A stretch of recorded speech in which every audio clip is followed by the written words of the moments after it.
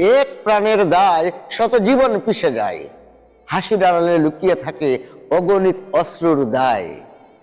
স্বার্থপরী প্রতিযোগিতার উন্মাদনায় নিজেকে সঁপে দেই লোভ লালসায়। সেখানে জন্ম নেই অবহেলা, দায়হীনতা। সব দুর্ঘটনা আকস্মিক নয়, এসব আমাদের তৈরি করা ফাঁদ। শুধু একটি বাস ডুবে যায় না, ডুবে যায় উপরে ভেসে থাকা বিবেকও।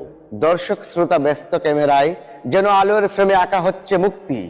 কয়েকটি প্রাণ ভেসে উঠে, তাদের চোখে এখনো লেগে আছে নদীর গভীরে থেমে থাকা অসংখ্য নিঃশ্বাস। আর যারা ফিরে আসেনি, নদীর গভীরে রেখে গেছে আমাদের জন্য এক নিঃশব্দ প্রশ্ন, যার উত্তর আমরা জানতাম, লোভের মুহে নিজ হাতে তাকে পরাজিত করে মাটি চাপা দিয়ে রেখেছি। কারণ আমরা জানি মৃতরা আর ফিরে আসে না, তাই নিয়ম ভাঙাকে আমরা চুপচাপ মেনে নেই। এই মৃত্যু শুধু ফেরি নয়, এক অনিয়ন্ত্রিত ব্যবস্থাপনা। লোহার রড পরে পথচারী পিষ্ট, হাজার মানুষের জীবন প্রদীপ জ্বালাতে মৃত্যুকর্ম সংস্থান রানা প্লাজায় রচিত হয় হার হাবাতের গুরুস্থান।